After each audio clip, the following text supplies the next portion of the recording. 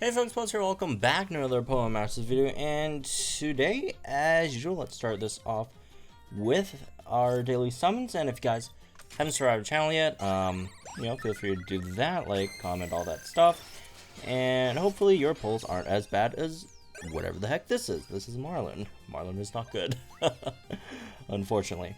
Hatsumon is back. I just realized that I forgot to put my hat on for the shiny Aerodactyl hatch video, which was supposed to be originally scheduled for this video, the egg video, right? But I got shiny Aerodactyl while I was opening up eggs beforehand, and got excited and went ahead and did that instead. Anyways, however, today I am going to be discussing with folks how you can also get a shiny Aerodactyl of your own, or shiny Kabuto, whichever one you want, I guess. So before that, let's see what we've got in the bag here. That's a regular Aerodactyl, and this is a Onyx. This is another regular Aerodactyl. Two 3 passives. Oh, I already have a 3 passive support Onyx though. Anyways, so yeah, a lot of people still seem to be kind of confused as to which stage to farm and stuff, right? In terms of getting shinies, which eggs to hatch, and that's fine. We could go over this again. So basically, the gist of it is silver eggs are probably the most worth it in terms of which ones to obtain. So here's the reason why, right? Because in terms of Eggmons, or in terms of like the Eggmon rates, individually, gold eggs have the highest rates, silver the second, and then bronze eggs the third.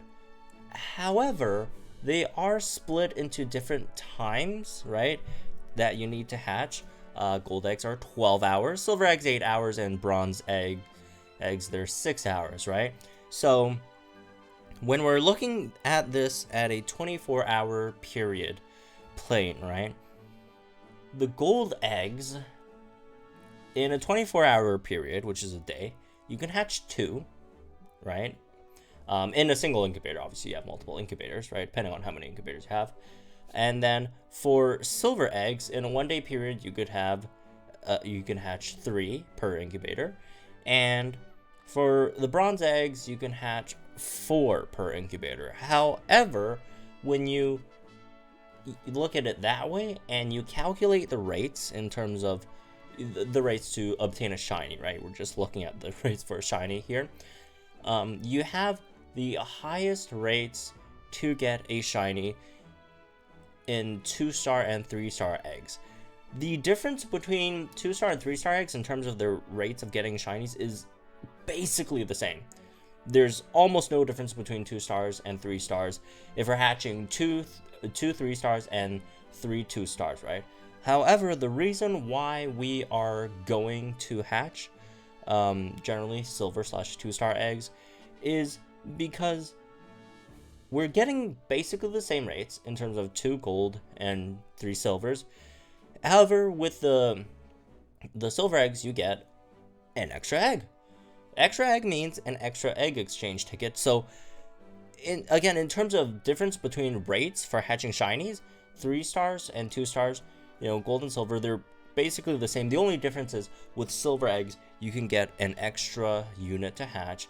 That means either an extra egg exchange ticket, or maybe if you're still looking for one of the 3 passive other mons that aren't, shiny Aerodactyl or shiny Kabutops, you can get an extra chance at getting those, because the lower star eggs, they have higher rates for non-Aerodactyl and Kabutops units, right?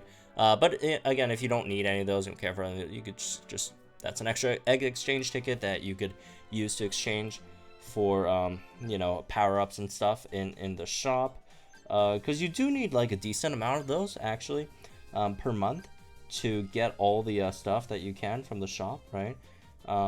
Especially if you're free to play. If you didn't buy the extra incubator slot, you would need, again, a decent amount of these per month to get all the tarts and all the power-up tickets, right? So that's that in terms of, you know, which egg to hatch and all that stuff. In terms of the stages, right now, unfortunately, we do have to use stamina for this, but it's not as bad as I thought, because the boosted rates are boosted really high. For example, if we take, you know, like, this is basically the best team that you could make, which is 2 rock. It doesn't have to be these specific units, just 1 player unit with a rock type, which is basically any, you know, rock type egg event hatch that you can hatch. I mean, mine is, I don't even know what this is. This is I mean, it's a Caputo, but it's a 3 passive striker Caputo. Obviously the Pokemon doesn't matter. It could be whatever Pokemon. I mean, you kind of have to win, but the Pokemon generally doesn't really matter. The level doesn't matter. How many passives it has doesn't matter. It just has to be 1 rock type egg event Pokemon plus 2 other rock type Pokemon. In terms of rock type Pokemon in the game, our selection, we have a decent amount, and we do have, you know, free to play rock types. Do keep in mind, only rock types are boosted. Units that have rock type moves do not count, because these are not rock types, right? Having a lot of people still make this, you know, mistake that, oh, it has a rock type move, so it's ice and rock type. No, it's not. It's ice type. It's not rock type, right? Yes. It's you know, same with Caracosta, right? Like, this is water type. This is ice type. This only shows that it has the ice and rock type moves, right? Because we're sorting by moves. So yeah, any one of these, throw them in. 2 of these, and then 1 of any of the Betty units, or Scotty, which is, by the way, apparently folks still don't know our main characters' names. Betty and Scotty. Betty's the girl, Scotty's the guy. And then you will have your highest value for these. And in terms of farming silver eggs, it's better to farm this one, part 3. Part 3 gives you an 88% chance to drop either a silver egg or a gold egg, with a slightly higher chance to drop a gold egg. But like, your other options are super hard, which gives you a really high percent chance, 99% chance. However, this one only drops gold eggs, no silver eggs at all. And if you go down to like hard, this one unfortunately has a chance to drop 3-star eggs, which are, you know, in terms of getting shinies, the absolute worst. Like, yeah, like, you do not want to get any 3-star eggs, right? So yeah, that's basically the gist of it.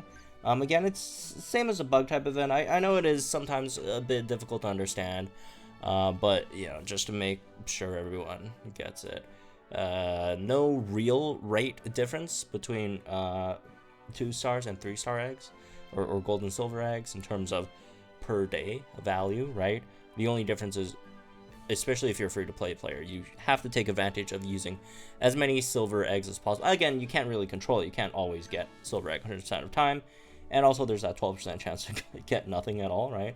But yeah, just make sure you get these. But it is like an 8-hour/12-hour hatch, so you should get your stamina back by then. So stamina in egg event, again, I thought it was going to be an issue at first, but realistically, it's fine so far. So anyways, that's me with this one. I hope you guys enjoyed it. Let me know what you guys think in the comments down below. Like and enjoyed this video, subscribe to the channel for some more Pokemon Masters content. And good luck on your hatches, and I'll see you guys in the next one.